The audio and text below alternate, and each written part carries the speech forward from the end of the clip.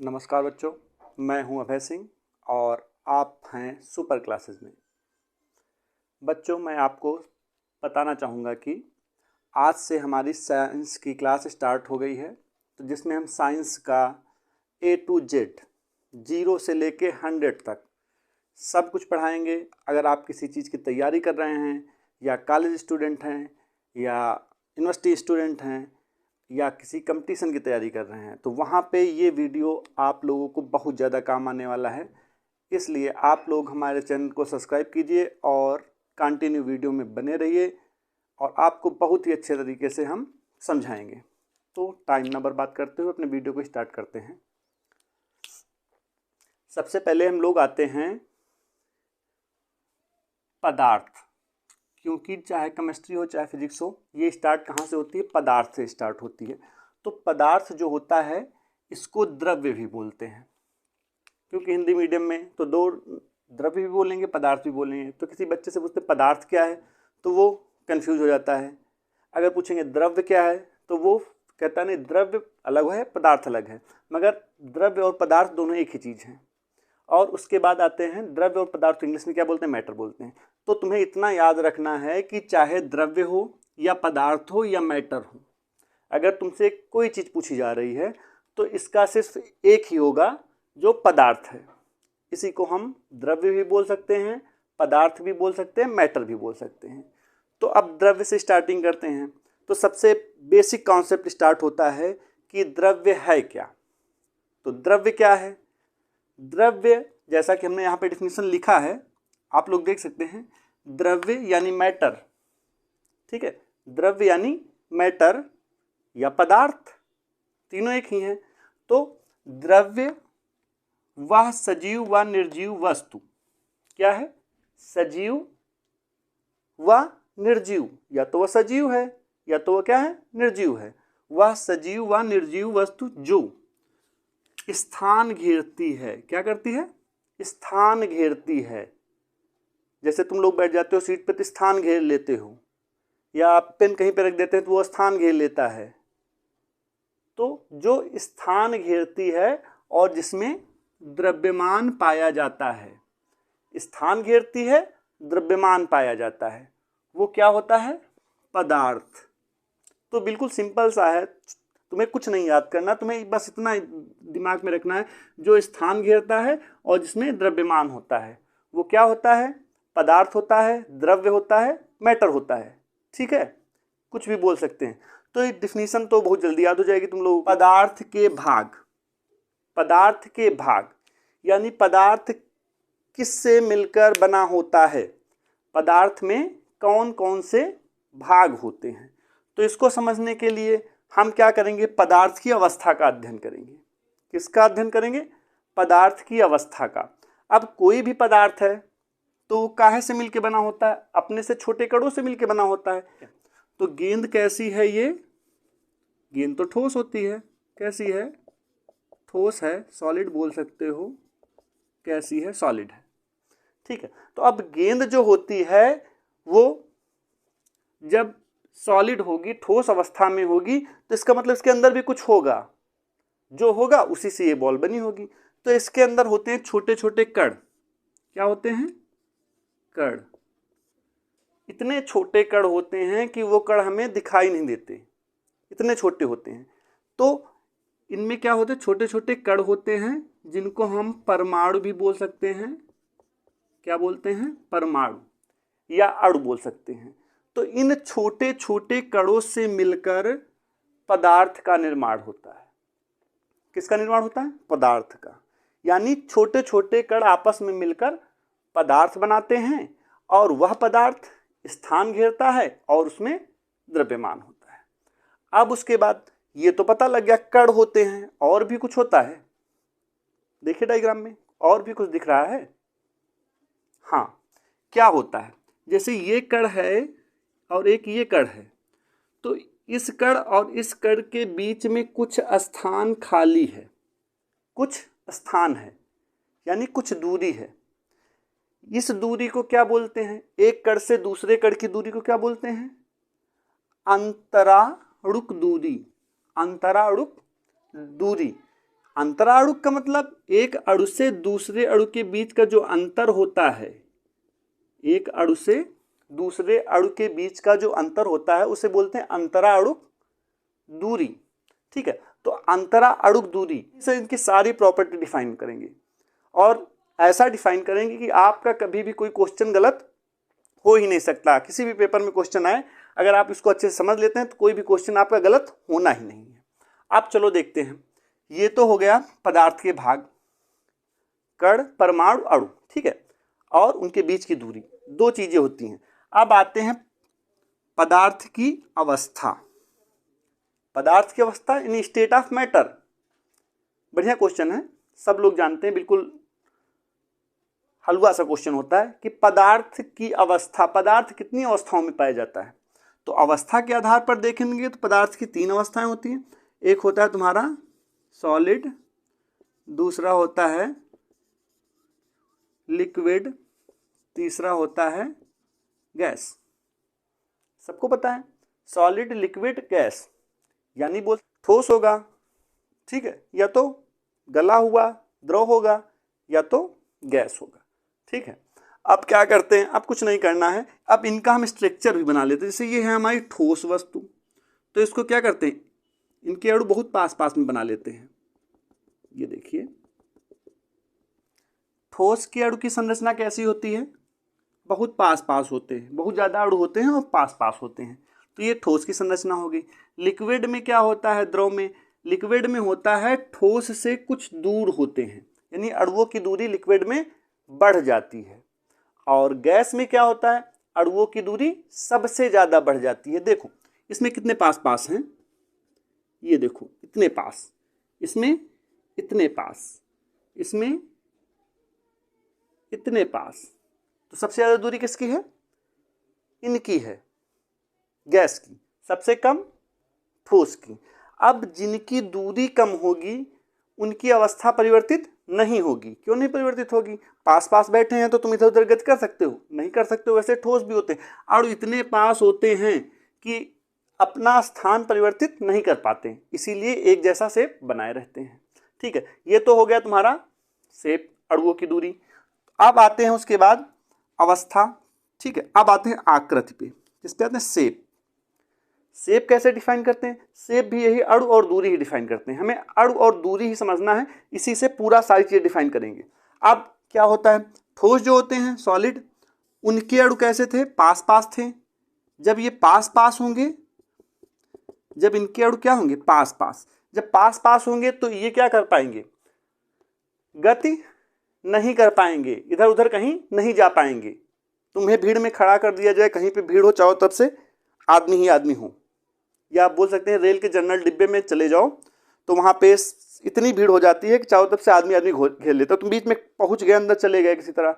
अब तुम जाना चाहते हो, या बाय द वे तुम्हें इमरजेंसी आ गई, तो तुम जाना चाहते हो कि नहीं हमें इमरजेंसी जाना है, मगर तुम नहीं जा सकते हो क्योंकि तुम्हारे पास बहुत ज़्यादा लोग आ गए हैं, बीच की दूरी ही नहीं है। तो क्या हो जाएगा, तुम स्थिर रहोगे, यानी तुम्हारी आकृति क्या होगी, निश्चित रहेगी। कैसी रहेगी, निश्चित, निश्चित, फिक्स रहेगी। कैसी रहेगी, फिक्स रहेगी। तो ठोस जो होते हैं उनकी आकृति कैसी होती, निश्चित होती है, फिक्स होती है। जैसे ये मार्कर है तो इसकी आकृति निश्चित है, इसको हम चाहे यहाँ पे रखें, चाहे पानी की बाल्टी में रखें, चाहे तो इसको हम नदी में डाल दें या हवा में फेंक दें, इसकी आकृति कैसी रहेगी, निश्चित है, ऐसी रहेगी। क्यों रहेगी, क्योंकि ये ठोस है। ठोस तो अणु पास पास हैं तो इसके अणु बाहर निकल नहीं पाते हैं, जब इसके अणु बाहर नहीं निकलेंगे तो आकृति निश्चित बनी रहेगी। तो वैसे ही होता है। अब ठोस में क्या होता है, आकृति निश्चित होती है। जैसे तुम्हारा हो गया मेज, लकड़ी, लोहा, ये सब क्या है, जितने मेटल हैं ठोस हैं। ठीक है, अब उसके बाद आते हैं दूसरा, लिक्विड नहीं होती है। क्या होती है, निश्चित नहीं होती। क्यों निश्चित नहीं होती है, इसलिए निश्चित नहीं होती है, द्रव को हम जल ले सकते हैं, ऑयल ले सकते हैं। जैसे जल को लेते हैं, ग्लास में लेते हैं तो ग्लास की आकृति में आ जाता है, थाली लेते हैं तो थाली की आकृति में आ जाता है। लोटा लेते हैं तो लोटा की आकृति में आ जाता है, यानी जल को जिसमें रख देते हैं उसी की आकृति ले लेता है। हवा में फेंक देंगे तो हवा की बूंदों के टाइप में आ जाएगा। तो यानी द्रव की आकृति निश्चित नहीं होती है। अब उसके बाद आते हैं गैस। गैस में क्या होता है, गैस की भी आकृति क्या होगी, निश्चित नहीं होगी। जहां पूरे कमरे में छोड़ दोगे पूरे कमरे में फैल जाएगी। एक छोटे से बैलून में भरोगे वैसी हो जाएगी, लंबे वाले बैलून में भरोगे तो लंबी हो जाएगी, गोल बैलून में भरोगे तो गोल हो जाएगी। यानी गैस की भी निश्चित नहीं होती है, इसकी भी क्या होती है, निश्चित नहीं होती है, निश्चित नहीं होती है। ठीक है, तो गैस की भी आकृति निश्चित नहीं होती है, लिक्विड की भी आकृति निश्चित नहीं होती, सिर्फ सॉलिड की आकृति क्या होती है, निश्चित होती है। क्लियर। अब उसके बाद आते हैं आयतन, वॉल्यूम। अब वॉल्यूम किसका निश्चित होता है, आयतन।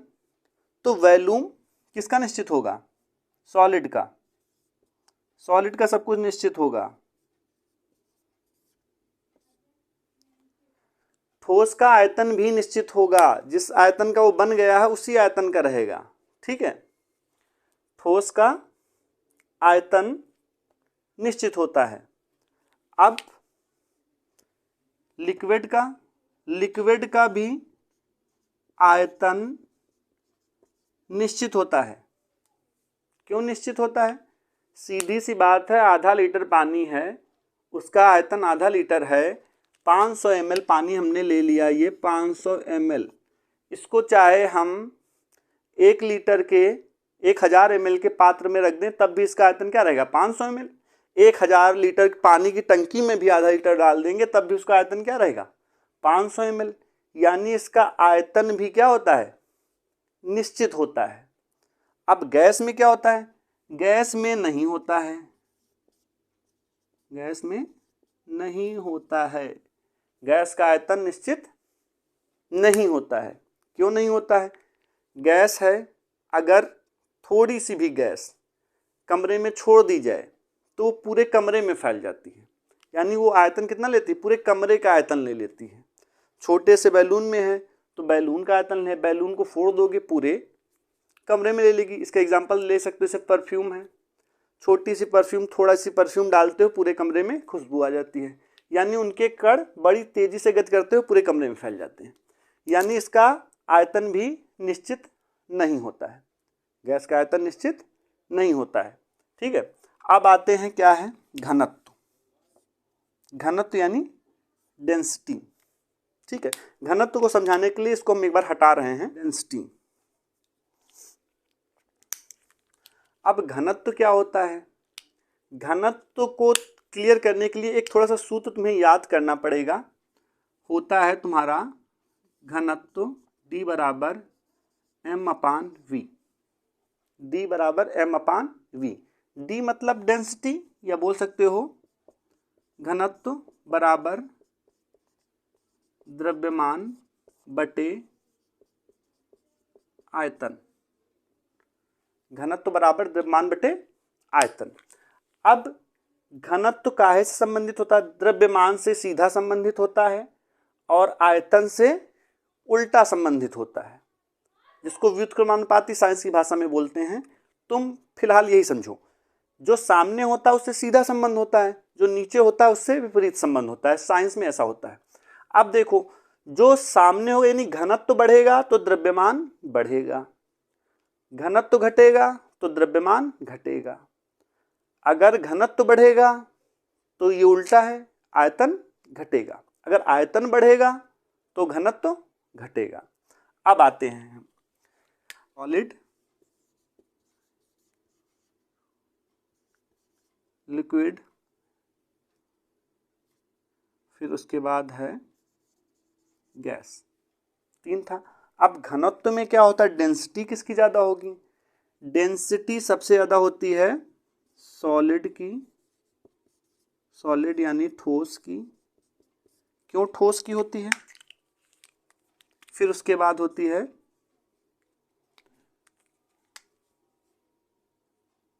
द्रव, यानी अब घनत्व किसका ज़्यादा होगा? घनत्व सबसे ज़्यादा होगा सॉलिड का, सॉलिड के बाद लिक्विड का, और सबसे कम किसका घनत्व होगा? गैस का। क्यों गैस का कम होगा? सॉलिड का घनत्व इसलिए होगा कि सॉलिड जो होता है उसके एकांक आयतन में, यानी इतने बड़े आयतन में अणु क्या होते हैं? पास पास होते हैं। क्या होते हैं? पास पास होते हैं। अणु क्या होते हैं? पास पास होते हैं। यानी आयतन कम होता है, द्रव्यमान ज्यादा होता है। द्रव्यमान ज्यादा होता है। कम आयतन में अधिक कण, यानी कम आयतन में अधिक द्रव्यमान, तो इसका घनत्व क्या होगा? ज्यादा होगा। इसके बाद आते हैं लिक्विड पे। अब लिक्विड में क्या होता था? लिक्विड में ये होता था, इसका ठोस से कम घनत्व होता है। क्यों ठोस से कम होता है? क्योंकि इसका आयतन जो होता है कुछ ज्यादा होता है। कैसे ज्यादा होता है? क्योंकि इतने आयतन में इतने अणु और इतने आयतन में इतने अणु, यानी इसका द्रव्यमान जो है वो कम है आयतन की तुलना में। जब द्रव्यमान कम होगा, कण कम होंगे, तो क्या होगा? घनत्व भी कम होगा। अब उसके बाद सबसे कम होता है गैस में। क्यों? गैस में देखो कितनी दूरी बढ़ गई, इतनी दूरी पर, यानी बहुत ज्यादा आयतन में अणु होते हैं, क्योंकि गैसों के अणुओं के मध्य की दूरी ज्यादा होती है। जब मध्य दूरी ज्यादा होगी तो आयतन अधिक लेंगे, और अभी बताए थे जब आयतन बढ़ता है तो घनत्व घटता है। तो सबसे ज्यादा आयतन किसका है? गैस का। तो गैस का घनत्व सबसे कम होगा, लिक्विड द्रव का घनत्व उससे अधिक, और सबसे अधिक घनत्व किसका होगा? ठोस का, सॉलिड का। अब आते हैं किस पे हम? घनत्व हो गया हमारा। अब आते हैं हम गतिज ऊर्जा पे। गतिज ऊर्जा क्या होती है? गतिज ऊर्जा होती है किसी भी पदार्थ में उपस्थित अणुओं के गति करने की क्षमता। नाम से ही है, काइनेटिक एनर्जी, गतिज ऊर्जा। गतिज ऊर्जा यानी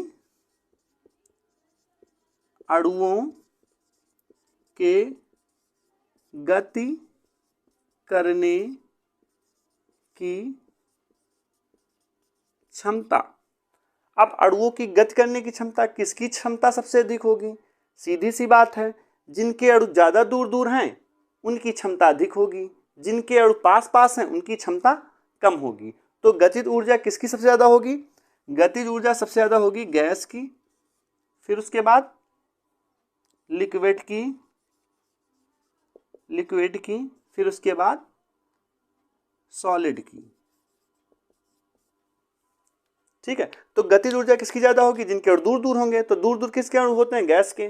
तो गैस के अणु ज्यादा गति कर पाएंगे, तेजी से भग पाएंगे, तो गतिज ऊर्जा किसकी ज्यादा होगी? गैस की। उसके बाद कम किसकी होगी?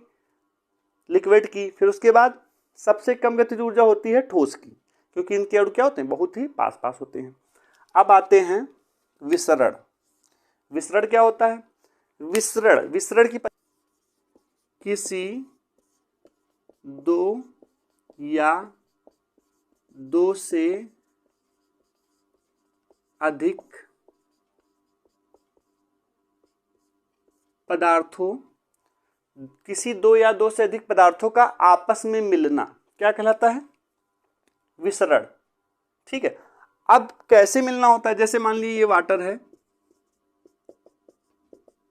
ठीक है, वाटर है। अब वाटर में कोई दूसरा पदार्थ मिश्रित करना है, जैसे इस पे हमने क्या डाल दिए? कलर। ठीक है, रंग डाल दिए, तो रंग जब आएगा तो इसके अणु क्या होंगे? तेजी से इसमें मिलने लगेंगे। तो ये मिलने की क्रिया क्या कहलाएगी? विसरण। यानी दो पदार्थ या दो से अधिक पदार्थों का आपस में मिलना, ठीक है, विसरण कहलाता है। और विसरण सबसे अधिक किसमें होता है? गैसों में, फिर उसके बाद लिक्विड में, और फिर उसके बाद ठोस में। जिनमें दूरी ज़्यादा होगी उसमें तेजी से विसरण होगा, जिसमें बीच में दूरी कम होगी उसमें विसरण धीमे होगा। कैसे बोल सकते हैं? सीधी सी बात, इसमें दूरी देखो, इसमें दूरी क्या है? सॉलिड में बहुत पास पास कर दें तो इसमें देखो ये दूसरे अणु आ गए, मिल गए, कलर डाल दिए, तो ये हो रहा है क्या? विसरण। क्या हो रहा है? विसरण हो रहा। अब जिनके अणु पहले से ही पास में, तो उनमें विसरण होने की संभावना कम होती है। तो सबसे अधिक विसरण किसमें होगा? जिसकी गतिज ऊर्जा अधिक होगी। गतिज ऊर्जा किसकी सबसे अधिक होती है? गैसों की होती है। ठीक है, तो इसका भी क्रम वही होगा तुम्हारा, गैस, लिक्विड, सॉलिड। ठीक है। तो सबसे ज़्यादा विसरण गैस में, फिर लिक्विड में, द्रव में, फिर ठोस में। ठोस में बहुत कम होता है विसरण। अब उसके बाद आते हैं संपीड्यता, ये इंपॉर्टेंट है। संपीड्यता क्या होती है? संपीडन का मतलब होता है किसी चीज को दबा देना, किसी चीज को दबा देना। जैसे हम क्या करते हैं, फॉर्म को दबा देते हैं। अब दबाएंगे कब? जब उनके अणुओं के बीच की दूरी अधिक होगी। जैसे ये अणु हैं, ये अणु हैं, ये बोल मांग लिए हम क्या है, ये तुम्हारी है गैस। क्या है? गैस। अब इसको हम दबाएंगे तो ये अणु क्या हो जाएगा? ये दब जाएगी। बैलून को दबाते हो दब जाता है, हवा भरी होती किसी चीज में, उसको दबाते हो दब जाता है। तो जब हम इसको दबाएंगे तो ये दब जाएगा। दब जाएगा तो इसके अणु क्या होंगे? पास पास आ जाएंगे, और इसका शेप भी थोड़ा परिवर्तित हो जाएगा। तो जब इसके अणु पास पास आ जाते हैं तो संपीड्यता बोल सकते हैं किसी पदार्थ के अणु के बीच की दूरी कम करने की क्रिया संपीडन कहलाती है। किसी पदार्थ के अणुओं के बीच की दूरी को कम करने की क्रिया क्या कहलाती है? संपीडन कहलाती है। तथा इसी को क्या बोलते हैं? संपीड्यता बोलते हैं, या कंप्रेसिबिलिटी बोलते हैं, कंप्रेसर देना। ठीक है, तो ये तो क्लियर हो गया ना। संपीड्यता का मतलब अणुओं को दबाना। अणु दबेंगे तो पदार्थ सिकुड़ेगा, दबेगा।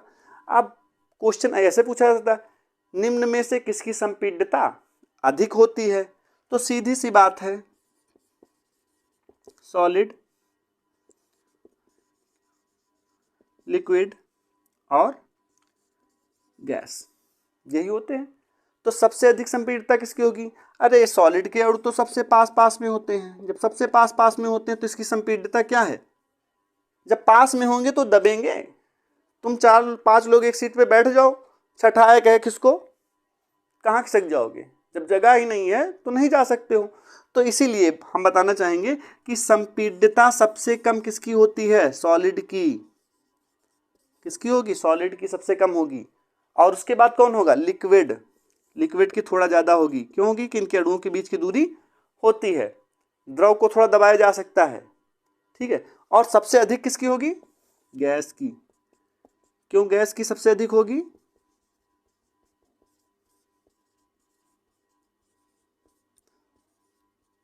सबसे अधिक क्यों होगी? क्योंकि इनके अणुओं के बीच की दूरी सबसे ज़्यादा है, तो इनकी संपीड्यता सबसे अधिक होगी। इन्हें सबसे ज़्यादा दबाया जा सकता है। ठीक है, संपीड्यता वाला पॉइंट क्लियर हो गया तुम लोगों का। अब उसके लास्ट बचा है अंतराणुक दूरी। अंतराणुक दूरी एक बार बता चुके हैं, फिर से बताना चाहेंगे। अंतराणुक दूरी किसी पदार्थ के भीतर उपस्थित, किसी पदार्थ के भीतर उपस्थित अणुओं के मध्य की दूरी, किसी पदार्थ के भीतर उपस्थित अणुओं के मध्य की दूरी अंतराणुक दूरी कहलाती है। जैसे ये दूरी क्या हो जाएगी? अंतराणुक दूरी। और इस स्थान को क्या बोल सकते हैं? अंतराणुक स्थान भी बोल सकते हैं, अणुओं के बीच का स्थान। और इसी पे सारी चीजें तुम्हारी डिपेंड करती हैं। अब इसी के साथ मिलते हैं नेक्स्ट वीडियो में। नमस्कार।